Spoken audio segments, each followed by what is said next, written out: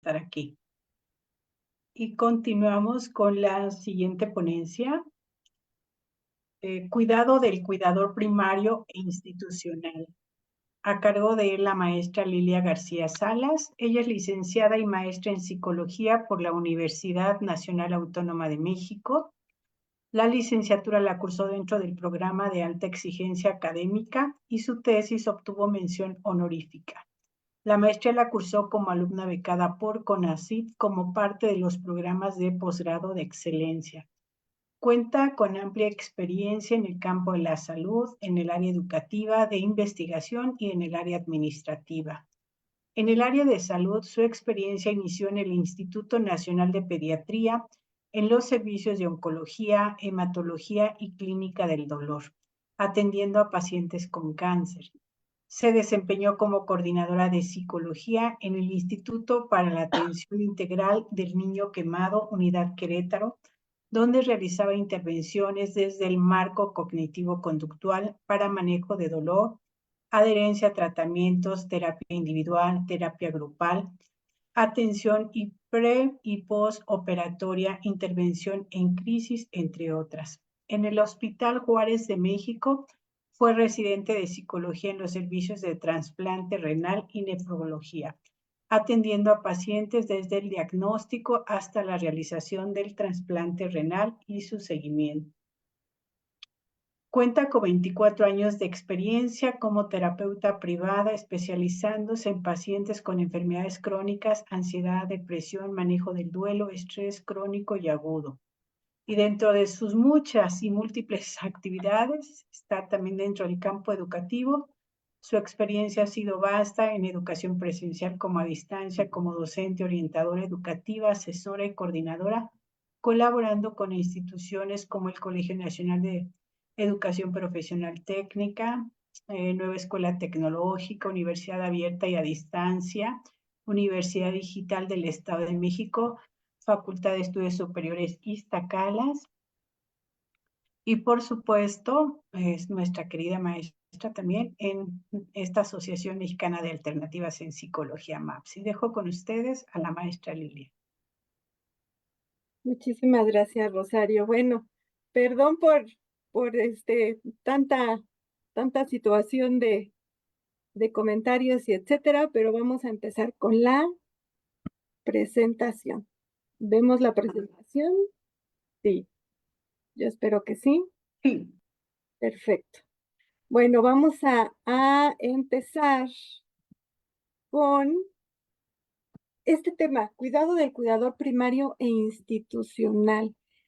Ya hemos estado hablando durante toda esta sesión que ha sido bastante intensa, grande y obviamente pues enriquecedora, que es lo que nosotros queremos desde AMAPSI contribuirles.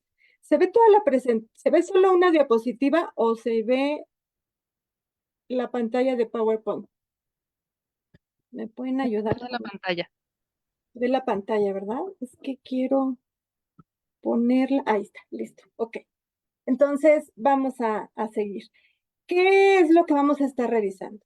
Ya hablamos de lo que se puede hacer con los pacientes, con las personas que llegan con nosotros o nosotras a una situación de necesidad de atención emocional principalmente, pero ¿qué pasa con la gente que va a atender a estas personas? ¿Y qué va a pasar con la gente que llega a atender, a auxiliar, a acompañar a las personas que van a estar con nosotros? El cuidado es algo multidimensional, multifactorial, multisensitivo y requiere no solo de una persona, requiere de un grupo, de un staff, de un cúmulo de personas interesadas en este bienestar emocional. Y obviamente, pues nuestro objetivo principal, pues van a ser las conductas de autocuidado y de cuidado hacia la persona y hacia nosotros y nosotras. Vamos a poner o escribir, comentar la definición. Ay, perdón, me avancé una. que se comenta sobre cuidados. Puede haber varias, pero esta me parece muy completa.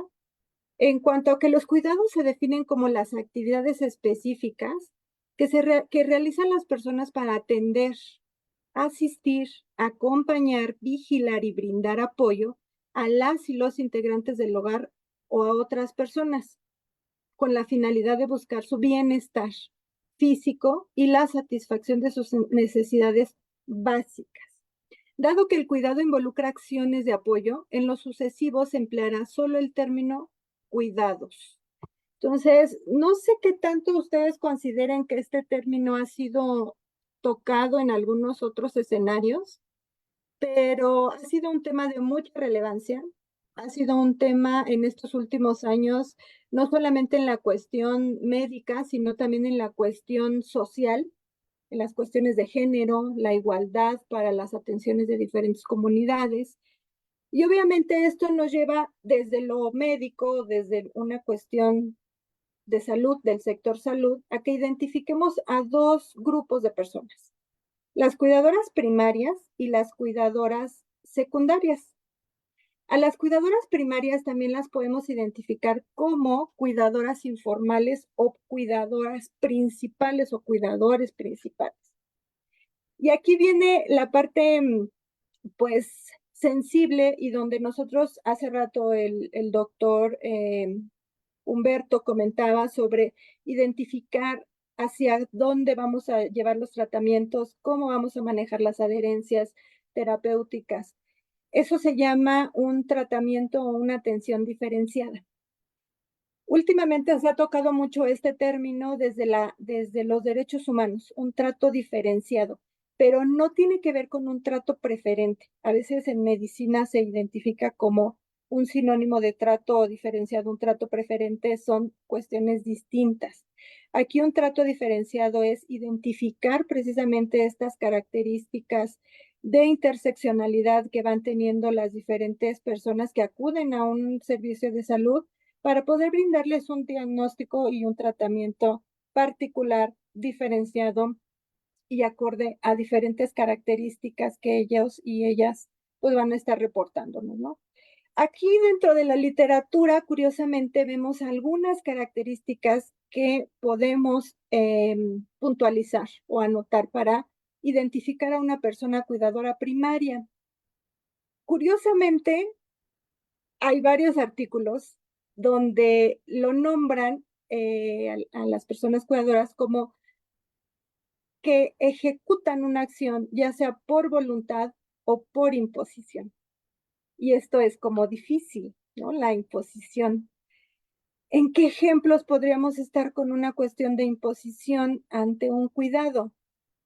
Me han tocado muchísimas familias que atender, me han tocado muchos casos que revisar. Uno muy particular que me tocó en el Hospital Juárez de México, cuando estaba en el servicio de trasplante renal. Estábamos en ese momento evaluando a diferentes personas para candidatas a ser trasplantadas. Y había una señora que solamente tenía a una mujer más o menos entre 35 y 40 años, quien la visitaba y la asistía.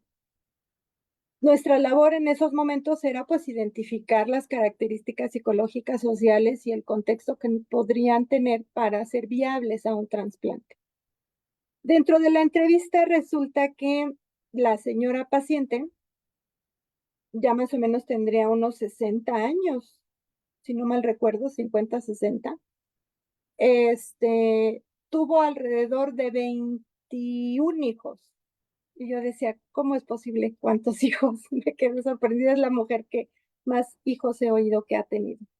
Empezó desde muy chiquita, prácticamente empezó su periodo menstrual y se embarazó.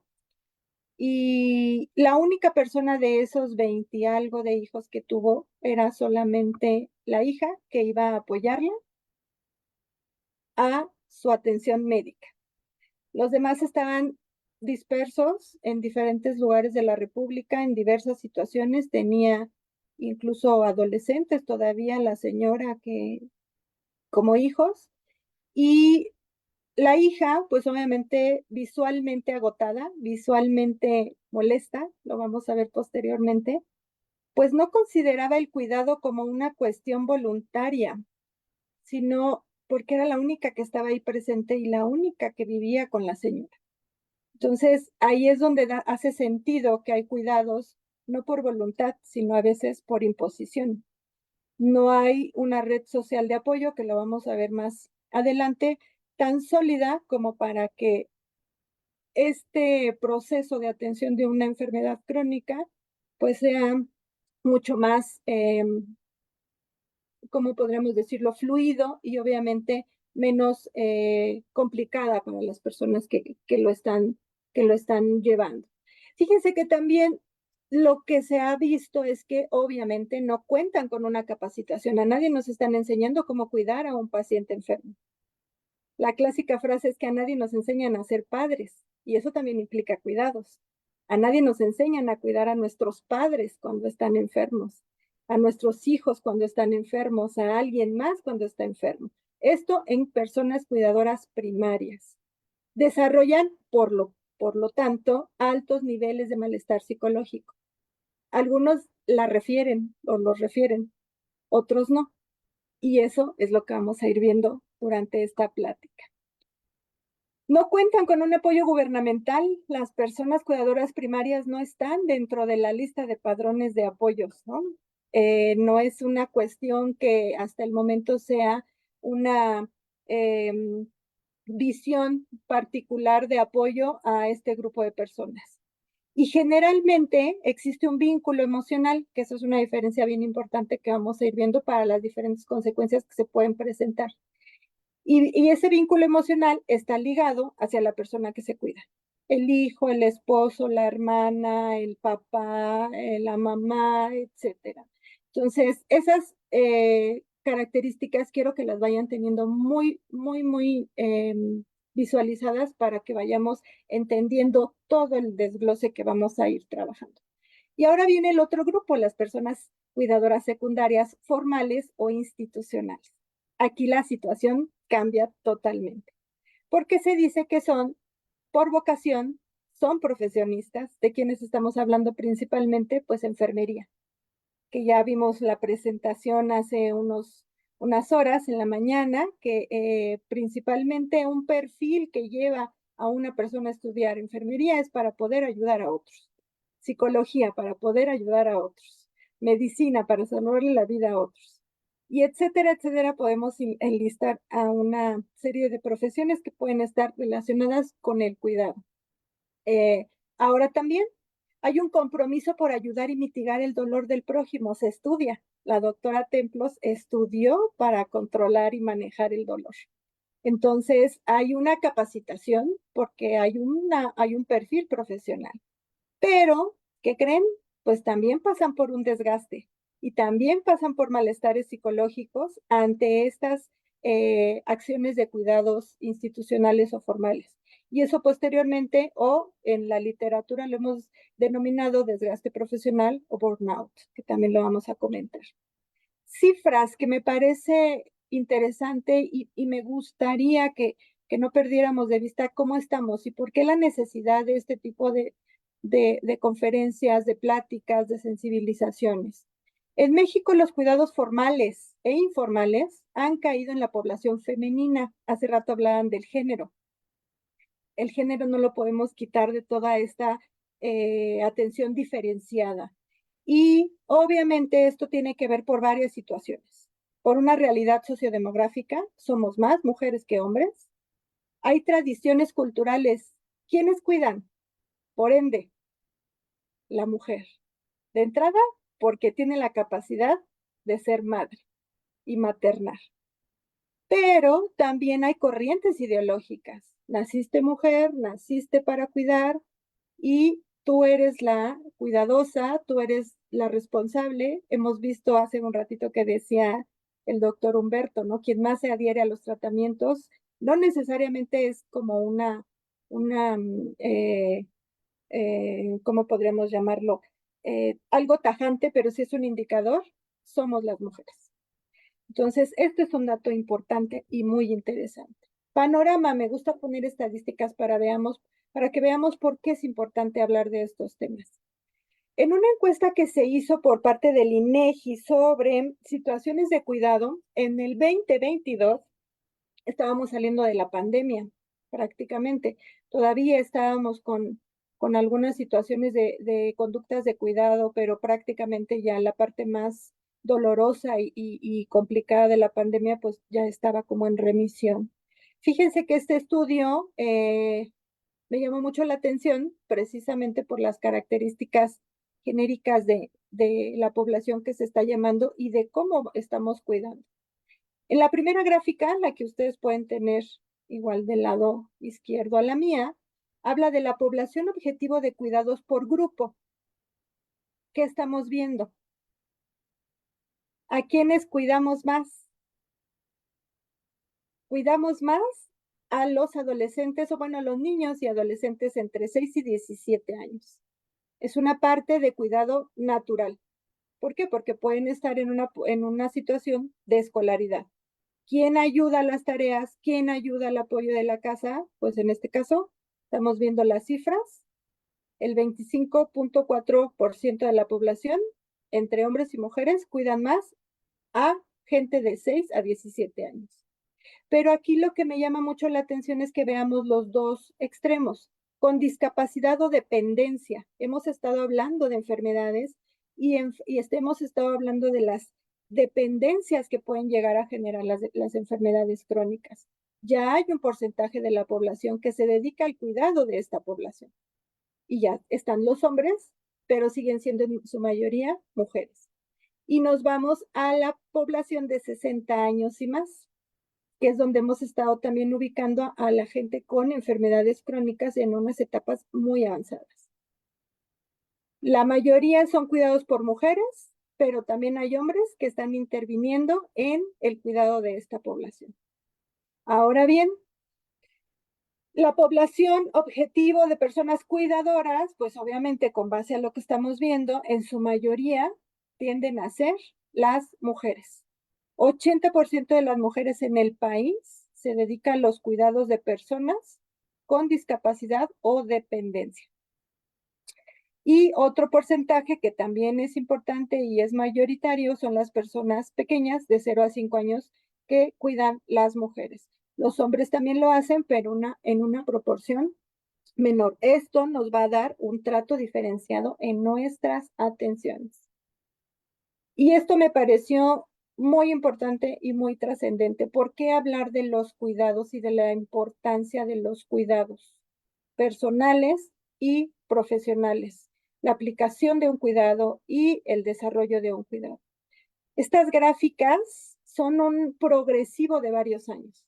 ¿Qué vemos en la primera? ¿Cómo estaba la pirámide poblacional en México en 2014? ¿Cómo evoluciona hasta el 2044? ¿Qué estamos viendo? Que la población, obviamente, lo que les decía al inicio del diplomado de la jornada es, estamos envejeciendo. ¿Quiénes nos van a cuidar? ¿Cómo nos van a cuidar? ¿Qué va a pasar en la población que llegue a una edad donde la aparición de enfermedades por el mismo ciclo de vida se presente? Eso es una situación que tendríamos que ir pensando y obviamente, sobre todo, puntualizando en las políticas de salud pública. No hay suficientes lugares de cuidados y las atenciones que se dan a la gente que requiere y que ejerce cuidados todavía están en pañales. Entonces, ese es un punto fundamental para poder hablar de estos temas en este tipo de escenarios. Ahora bien, ¿cuáles son las principales acciones o conductas o situaciones en las que nosotros intervenimos para las personas que se les brinda un cuidado? En el caso de las mujeres, fíjese qué interesante, las mujeres principalmente lo que apoyan en el cuidado es a la compañía, prácticamente en la misma proporción que en los hombres, acompañamos a alguien y ahí ya estamos brindando un cuidado. Pero también las mujeres dan de comer y ayudan, mientras que los hombres refirieron que acompañan a salir o a caminar. Las mujeres apoyan a bañarse, a asearse, a peinarse, a ir al baño. Los hombres a desplazarse por la casa. La mujer da el medicamento, inyectó y revisó. Estábamos hablando hace rato de la adherencia y del apoyo de la familia. ¿En dónde está recayendo prácticamente esta parte de una mejora en la adherencia para personas con discapacidad, tanto física como intelectual? Pues pareciera bajo esta estadística que volvemos a ser las mujeres quienes más tenemos este aporte en esta actividad de cuidados. Ahora bien, si nos vamos a la gráfica de la derecha, personas cuidadoras en el hogar que perciben dificultades en las actividades de cuidado, ¿qué pasa? Ahí la situación ya cambia y ahí es donde ya entramos directamente. ¿Qué nos dicen las primeras barras? ¿Qué refieren las personas que están cuidando a alguien? Que requieren a otra persona que apoye para realizar los cuidados. La mayoría lo refieren las mujeres y es como la necesidad principal en general en la población que cuida. Que tienen dificultad para ayudar y obviamente les falta la fuerza física. ¿Por qué? Porque generalmente son personas adultas que están cuidando a otras personas adultas. ¿Qué pasa también? Piensan que la persona a la que cuidan no coopera o se resiste cuando le ayudan con esa labor. Y ahí directamente nos va a pegar con la adherencia al tratamiento. No cooperas, Juan, porque tiene esquizofrenia. No coopera porque ya está en un proceso de deterioro cognitivo. Pero el cuidador primario, al no tener la capacitación para entender ese proceso de enfermedad, se enfrenta a un desafío muy importante. Otro punto que es una de las necesidades de las personas cuidadoras es que se cree que para llevar a cabo los cuidados es necesaria una capacitación. Eso es lo que creen, pero es necesario. Y vamos a ver más adelante también que las técnicas de educación que veíamos en la adherencia son fundamentales también en las personas que ejercen el cuidado. Ahora bien, esta gráfica. Personas cuidadoras con afectaciones en salud física y emocional derivadas de las labores de cuidados en el hogar. Estamos hablando de cuidadoras primarias, personas cuidadoras primarias. No tienen una capacitación, no son médicos, no son enfermeras, son personas que en ese momento les está tocando cuidar o están decidiendo cuidar a alguien más. ¿Qué estamos viendo? ¿Quiénes se sienten más cansadas? Las mujeres, 39%. ¿En quiénes ha disminuido el sueño? En las mujeres. ¿Quiénes se sienten irritadas? En su mayoría, mujeres. Deprimidas, mujeres. Salud física, mujeres. ¿Han recibido terapia para la ansiedad, depresión, angustia? Sí, en su mayoría, mujeres. ¿Han desarrollado alguna enfermedad o se les ha agravado? Sí, las mujeres. Hay una sobrecarga de atención en este género. Pero obviamente también los hombres que llegan a ejercer los cuidados, es decir, las personas que dan cuidados, pues llegan a tener esta sintomatología: cansancio, irritabilidad, depresión, dificultad física, desgaste emocional, etcétera. Es ahí donde viene nuestra labor. ¿Qué vamos a hacer con esta población? Y esto es del 2022. Todas las personas que en algún momento quedaron con alguna afectación después del COVID, todavía no se tienen identificadas las repercusiones que esto va a generar en algunos años. En algún momento se hablaba de las consecuencias de las personas que nos vacunamos porque no eran todavía vacunas totalmente bajo los procesos científicos o rigurosos que lleva la industria de vacunas en el mundo. No lo sabemos. Tenemos todavía ahí un campo fértil, pero también un campo incierto ante las situaciones y las repercusiones que vamos teniendo por esta situación. Ahora bien, nos vamos a ¿qué pasa? emocionalmente con cuidadores primarios y con cuidadores secundarios o institucionales. Vamos a empezar con los institucionales. Lo más comentado, lo más estudiado, lo que más hemos comentado durante diferentes conferencias y diferentes escenarios donde se nos ha permitido hablar de este punto es el síndrome de burnout. ¿Qué pasa? Pues hay una sensación de agotamiento o cansancio, un estado de impotencia emocional, una actitud distante frente al trabajo. Hace un rato que hablaban sobre los médicos del IMSS que son prácticamente distantes y fríos. No sé, puedo hipotetizar que tal vez pueda ser una situación de burnout más que de una negligencia en el trato y en la atención médica. No lo sé. Tendríamos que hacer un estudio en esa situación. Pero es una situación real. Quemamos al equipo médico. Yo en el hospital donde estoy, en el Hospital General Manuel G. González, pues prácticamente es una demanda excesiva de la gente que después de COVID llegó a solicitar apoyo o ayuda en urgencias. Se tuvo que hacer una unidad provisional de urgencias con 12 camas extra porque teníamos un tope del 200% de pacientes en urgencias. Es imposible bajo esa cantidad dar un trato específico muy puntual a una persona que en ese momento lleva una situación donde su vida, pues obviamente corre peligro. Se buscan estrategias, pero también necesitamos otros factores de protección para la gente que está trabajando y que obviamente hay un desgaste por esta carga excesiva de trabajo. En algunos casos se puede generar pérdida de la identidad o de la personalidad, ¿no? Las posguardias, ¿y ahora dónde estoy? Es lunes, es martes, ya amaneció.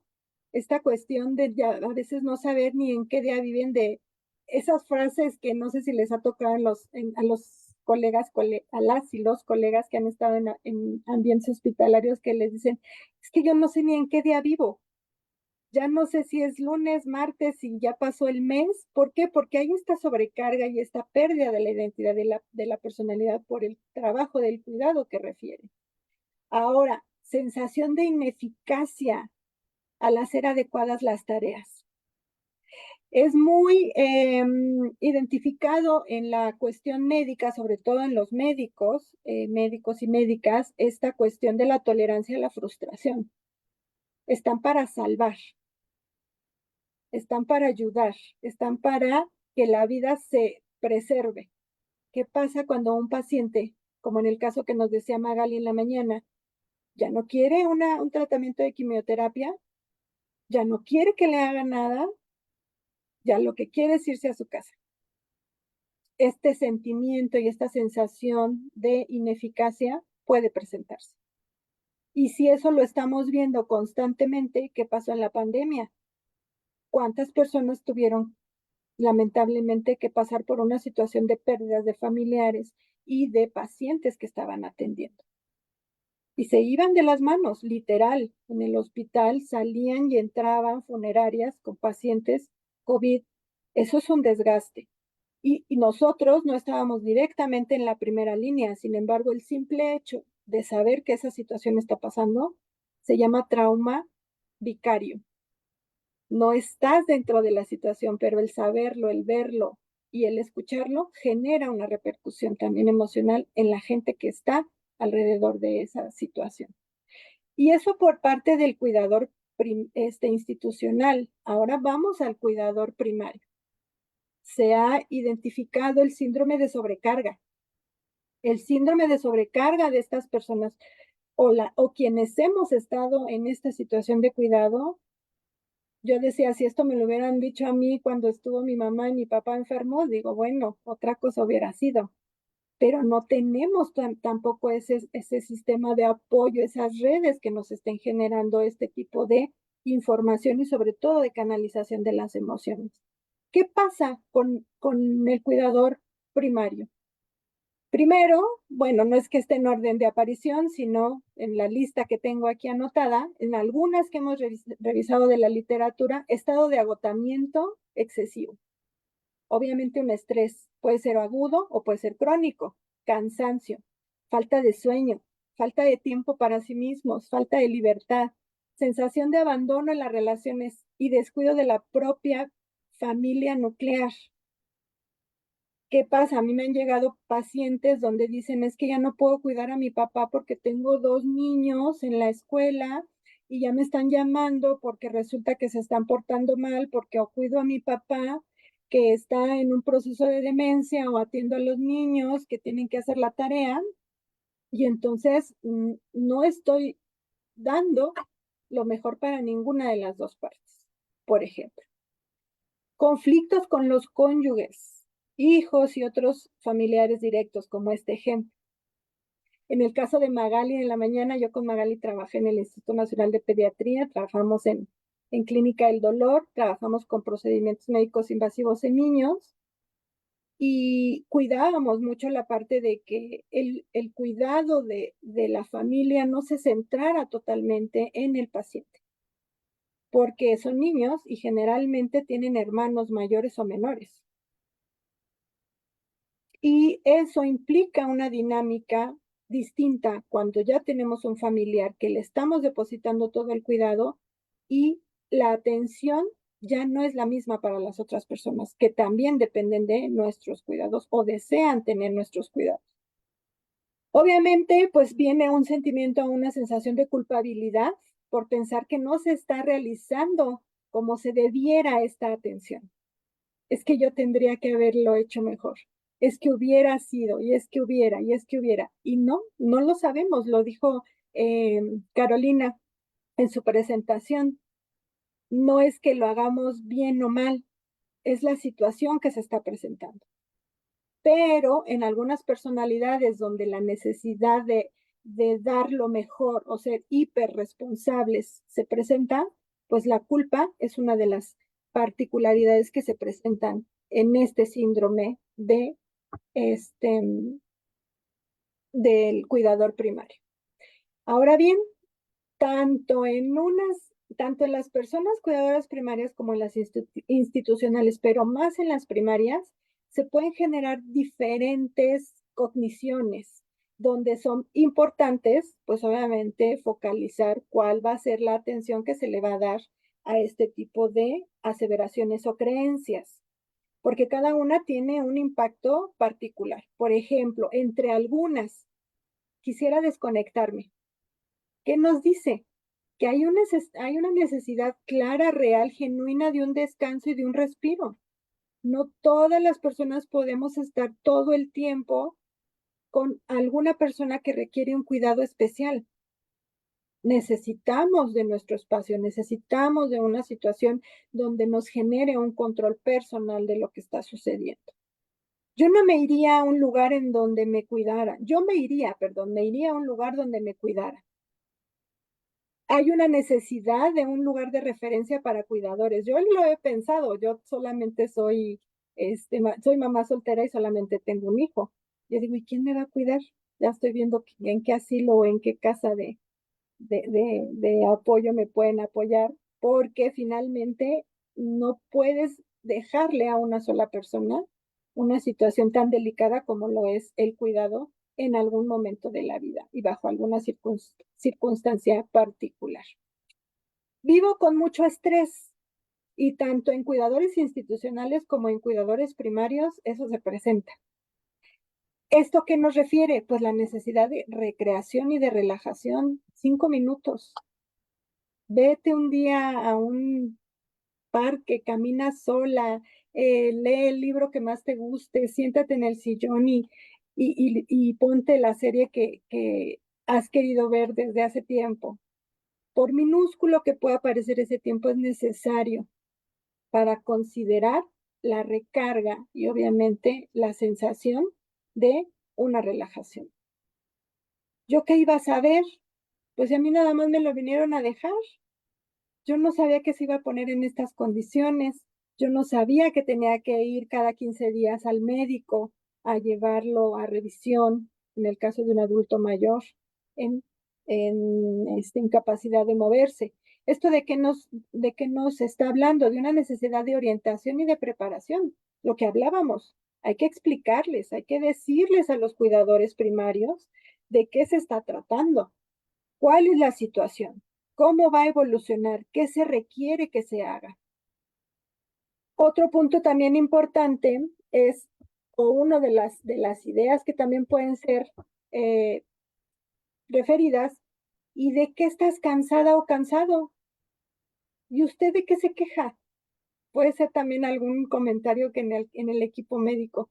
Ay, pues si están tranquila su paciente o el paciente. Sin embargo, eso nos habla de una necesidad de reconocimiento del papel que se desempeña como cuidador. También nos cansamos. El equipo de enfermería se cansa, la persona cuidadora primaria se cansa, cuidadores institucionales también. ¿Por qué? Porque estamos depositando diferentes percepciones, expectativas y energías, emociones hacia una persona en particular. Esto de que nos habla también, bueno, en la parte, en otra cognición o idea que podemos estar presentando de manera recurrente en los cuidadores es, el dinero no es lo esencial, pero ayuda demasiado. La necesidad de apoyo económico, también lo hemos comentado durante estas pláticas, la situación de si tiene una casa, si no tiene una casa, si tiene un lugar, si tiene una red de apoyo, si tiene para el tratamiento, si es un hospital privado, si es un hospital público, si requiere pañales, si las medicinas, si la crema para las heridas, mil situaciones que también son necesarias y que una sola persona es difícil que pueda cubrir con todo esto. Trabajo social, pues obviamente es una de las áreas donde más énfasis pone en la identificación de este tipo de cogniciones y de situaciones. Nadie me ayuda. Necesidad de apoyo familiar y social. Necesito que alguien me ayude. Independientemente que seamos una hija, 2 hijas, 3 hijas, 20 hijas, alguien tiene que ayudar y no necesariamente tiene que ser de la familia. Hay personas que ya afortunadamente pueden ser cuidadores informales, pero tienen una preparación para poder atender y apoyar con este tipo de cuidados. En todos lados me dicen que no. Necesidad de apoyo institucional. Ya llevé a mi paciente a X lugar. Me dicen que tiene que venir, pero aceptan a personas que no vengan en silla de ruedas porque no pueden trasladar. Ya lo llevé a otro lugar y resulta que la edad ya sobrepasó el estándar o la condición que ellos es en donde aceptan personas. ¿Qué voy a hacer con mi paciente? ¿Qué voy a hacer con mi familiar cuando yo estoy buscando como cuidador primario otras alternativas y no hay las suficientes? Y eso cuando estamos en un lugar, pensando en un lugar que podemos tener recursos, dígase las ciudades, y no todas las ciudades, pero una persona que está en un ámbito rural, en una comunidad alejada, ¿qué podemos hacer? Acá en el norte de la ciudad donde yo vivo, en el municipio de Ecatepec, yo siempre digo que las favelas de Ecatepec son una comunidad complicada y donde se entretejen diferentes historias. Y me ponía a pensar, ¿cómo le hace una persona para llevar a un familiar de este contexto donde no hay calles, donde son cerros, donde a veces no hay calles pavimentadas, a sus citas médicas? ¿Cómo hacemos para la adherencia? Y esas son algunas de las situaciones si estamos en una zona urbana. ¿Qué pasa con las zonas que no están urbanizadas? Ahora bien, vámonos a otra parte. Perdón, yo ya me quiero estar regrese y regrese. Impacto y factores de riesgo. El cuidado y la forma en cómo cuidamos impacta a varias áreas, diversas y cada una con sus particularidades. No están en orden de importancia, simplemente las vamos a ir comentando conforme se ha ido identificando en la literatura que han sido parte importante de atender dentro de el apoyo que se da a este tipo de personas. Las relaciones familiares. Los cuidados no es lo mismo que se den de una persona que está soltera, soltero, a una persona, como lo comentábamos, que tiene hijos, que es mamá soltera, que, que es una persona que está casada por segunda ocasión, que ella es mayor de edad, etcétera. Entonces, eso va a marcar una diferencia y un factor que puede ser de riesgo o puede ser de protección para el cuidado de las personas, tanto primarias como institucionales. La insatisfacción con el apoyo percibido de la red social. Podríamos tener muchas personas a nuestro lado y poder a lo mejor tener en nuestras redes sociales muchas personas seguidoras. Sin embargo, bajo estas circunstancias, el apoyo que recibamos de la gente con la que se supondría tenemos un vínculo es fundamental. Me acuerdo cuando una de mis primas enfermó de cáncer osteosarcoma, cáncer en quijada, un cáncer muy fuerte. Cuando nos dieron el diagnóstico, pues prácticamente la familia, pues en lo que necesites, te podemos apoyar, tú dinos en qué te necesitas y pues buscamos la manera.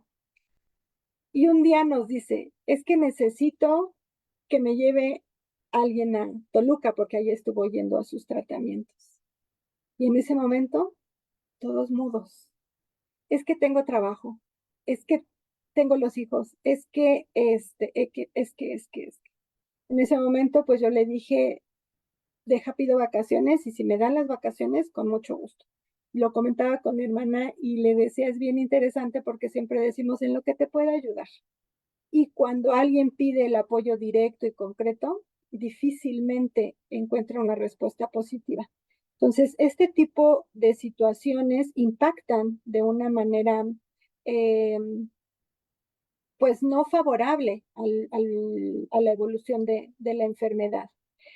Y otro punto que también es muy importante en las relaciones familiares son los vínculos. No porque tengamos una familia extensa, una familia de muchos miembros que la integran, quiere decir que el apoyo que se esté dando es realmente el mejor o el óptimo en el cuidado tanto de la persona enferma como de la persona que cuida de manera primaria.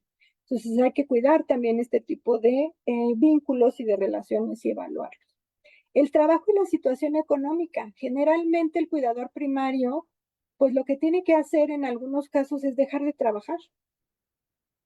¿Por qué? Porque si es la persona que va a estar yendo a las consultas, que va a tener que estar cuidando y atendiendo a una persona que en algún momento va a estar postrada o en largas hospitalizaciones, como de repente pasa con los pacientes de quimio que llevan jornadas de 21 días hospitalizados o por estudios que llevan todo el día, pues obviamente el cuidador primario difícilmente puede estar trabajando y cuidando a una persona con una necesidad médica tan constante.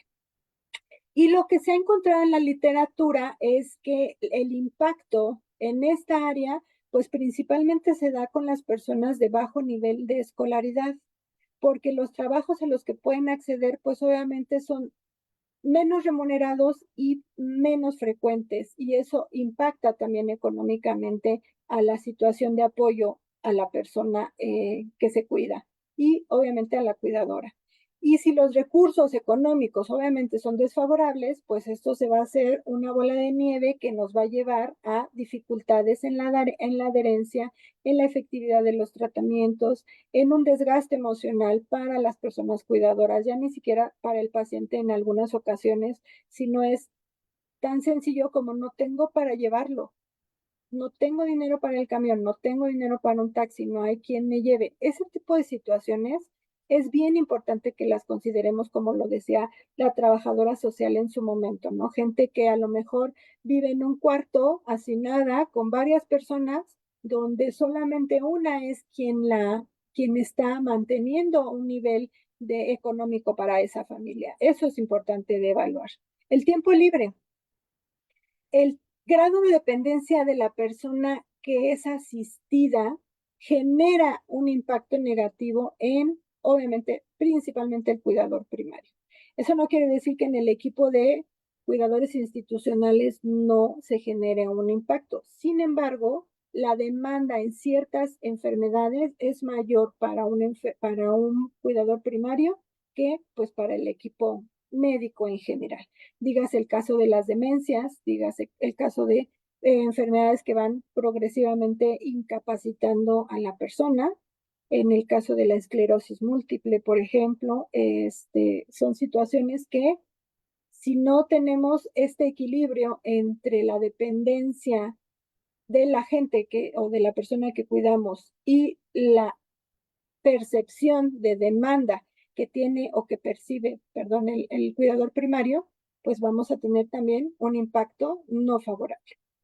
La salud, obviamente, no solamente se impacta o está impactada la de la persona enferma, sino se va deteriorando y se va generando una afectación en la salud de las personas que están atendiendo a personas enfermas.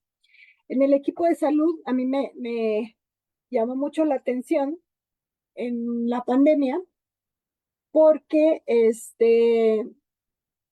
hubo un decreto presidencial donde la gente de salud que tuviera una enfermedad crónica se retirara, no estuviera en la institución a manera de protección del contagio, porque sabíamos que el contagio por COVID era mucho más agresivo o el desarrollo de la enfermedad es mucho más agresivo ahora, después de las vacunas disminuyó, hacia las personas con enfermedades crónicas, diabetes, obesidad, hipertensión. Prácticamente más del 50% de la población de médicos y enfermeras de nuestro hospital se fue a casa. Se tuvo que contratar, no solamente en nuestro hospital, en diferentes hospitales se tuvo que contratar a enfermeras y médicos para que pudieran apoyar a la atención de las personas enfermas derivado de que no teníamos el suficiente personal. ¿Por qué? Porque eran diabéticos, porque eran hipertensos, porque tenían diferentes enfermedades crónicas. Entonces, un enfermo crónico cuidando a otros enfermos, pues obviamente también está generando un impacto desfavorable en el área de la salud. Y fíjense qué interesante, porque en la literatura, en este artículo que me encontré de Montes 2016, bueno, lo dice Montes en 2016, pero lo toma Hurtado Vega, es un estudio que hicieron en la Ibero en 2021, precisamente en esta cuestión de COVID. En el aspecto de salud, enfermedades en la persona dependiente que afectan las cogniciones y el comportamiento, afectan directamente el estado de salud de la persona cuidadora, precisamente porque no se tiene claridad en cómo atender o solventar las demandas específicas de este tipo de personas con afectaciones cognitivas y de comportamiento. Hablábamos hace un rato de personas con esquizofrenia. Si no llevan un buen manejo de la esquizofrenia, es muy difícil que ante otra enfermedad que se presentara pudieran tener una evolución favorable y un tratamiento, pues, adherente, ¿no? ¿A dónde vamos entonces también? Pues al estado de ánimo. La salud física, la salud emocional. Se encontró en la literatura que la percepción negativa sobre el estado de salud de la persona que se cuida afecta directamente el estado de ánimo. Ya vimos en la gráfica del INEGI. Hay irritabilidad, hay molestia, hay cansancio, hay ansiedad. ¿Por qué? Porque finalmente es un trabajo demandante, es un trabajo de cuidados que requiere de un contexto, como ya lo hemos estado viendo, no solamente de una persona, de una red de apoyo, de un aspecto económico, de una capacitación y de diferentes situaciones.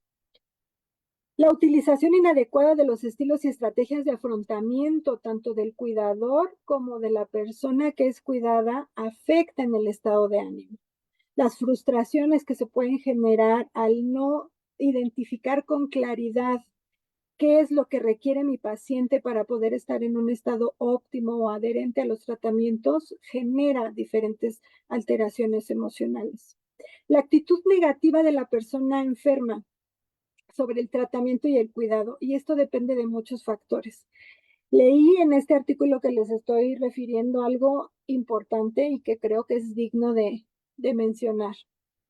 la cuestión cultural que veíamos en otras diapositivas, en México es algo muy importante. Ya lo decía otro ponente, no es lo mismo el hablar de un médico que está atendiendo en una comunidad rural donde las características y los rituales son específicos a una persona que está en Médica Sur trabajando, a una persona que está en el Rubén Leñero, a una persona que está en Joco, etcétera. Pero la actitud de la persona con la que estamos trabajando también impacta de una manera directa el estado de ánimo de las personas con las que se está trabajando. A mí me ha tocado ver en el hospital, bueno, más que ver, escuchar ese paciente se queja mucho. Ya te toca a ti. Ah, ya viene el cambio de turno. Qué bueno, ya no me va a tocar a mí.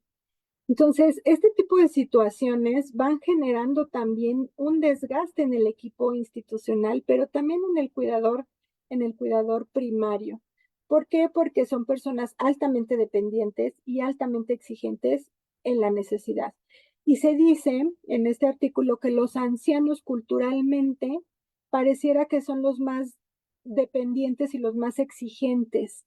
Y pareciera que está asociado con esta imagen de que hay una necesidad, más bien hay una obligación de cuidar de ellos cuando aún no tengas esa capacidad o esa voluntad para poder hacerlo. Y eso culturalmente, pues tiene sus toques que habría que analizar. Estábamos viendo también las estadísticas de las pirámides poblacionales en otros países y Japón, pues ya es un país de gente de edad, de la tercera edad que le llamaríamos aquí en México, y la imagen o el significado que tienen de las personas adultas es distinto al que tenemos en México. Entonces, eso culturalmente también marca una pauta de diferenciación en el impacto del estado de ánimo de las personas que cuidan. ¿Qué nos lleva todo esto a qué consecuencias están generando? Pues primero, tenemos que pensar que vamos a ser una población más envejecida en unos años y tenemos que ver cómo vamos a cuidar y cómo nos van a cuidar. Esto que va a generar un mayor cansancio para la gente con la que estemos relacionándonos, tanto desde el punto de vista de ser cuidados o de cuidar.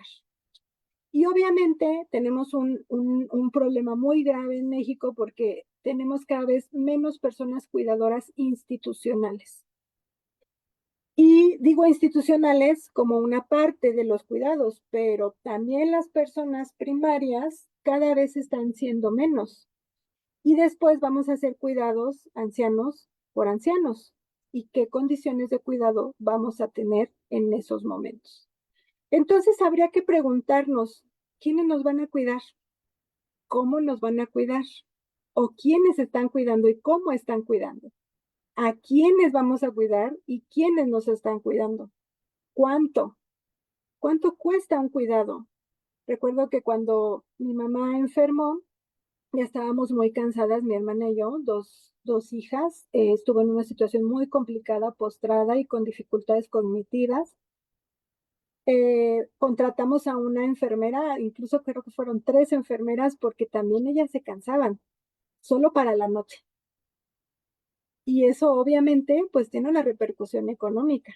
No cualquier persona puede solventar un gasto de ese tipo, nosotros ya no pudimos. Nos recuperamos emocionalmente y volvimos a generar un rol de cuidados hacia ella, 2 personas. Entonces, eso también es importante de pensar hacia dónde, cuándo, cómo, para qué vamos a cuidar. La prevención siempre ha sido uno de los puntos importantes, pero a la que menos impacto se le da y que en estos momentos es muy importante prevenir.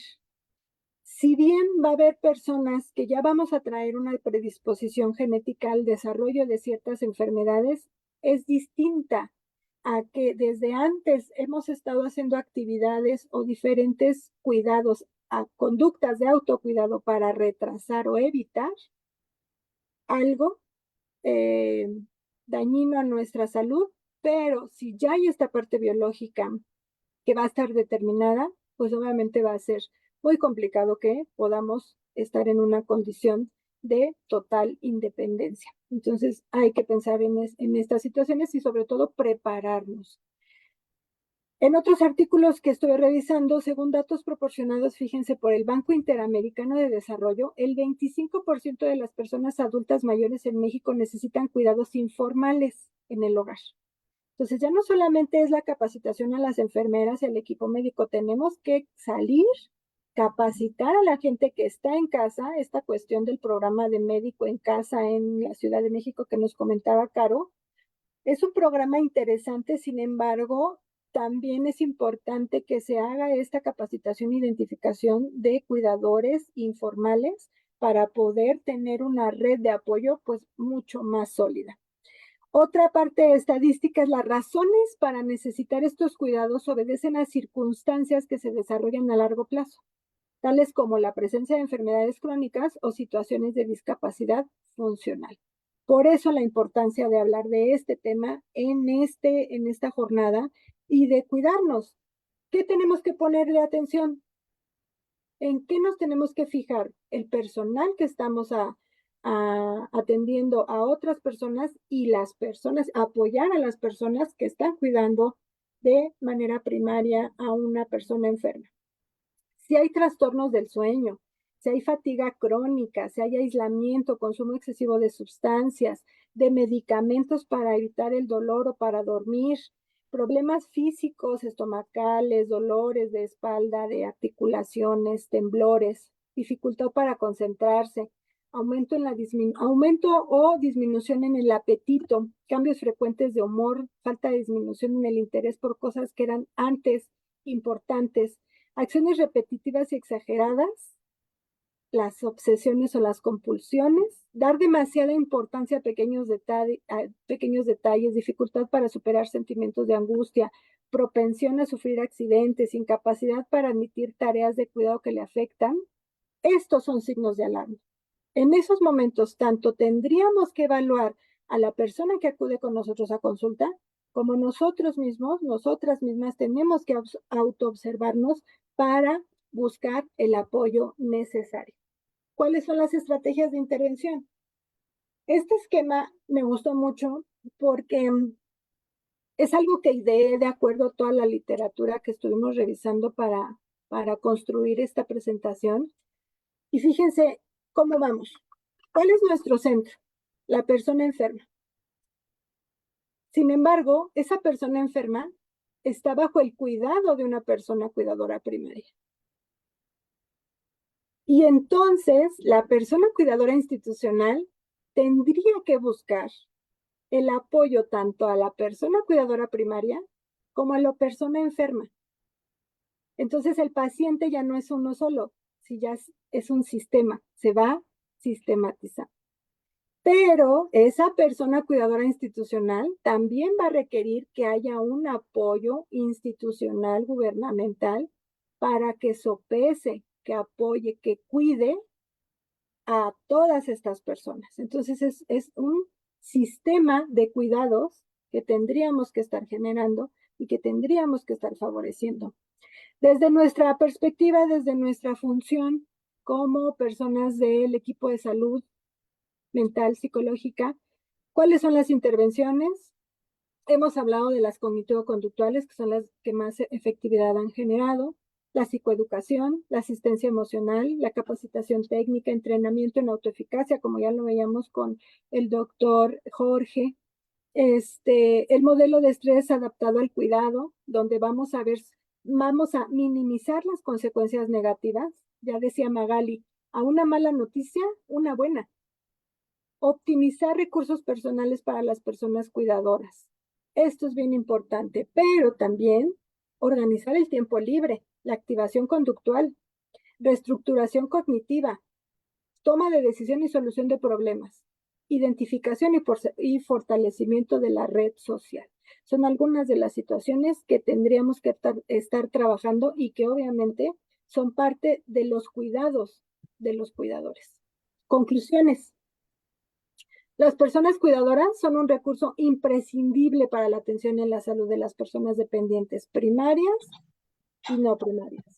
Aún no existe aprovisionamientos públicos privados o comunitarios capaces de sustituir a las personas cuidadoras primarias. No tenemos en México un lugar donde podamos decir, aquí nuestro paciente va a estar bien y no voy a tener esa culpa de haberlo abandonado, alejado de la familia o no estarlo cuidando como se debe o se merece.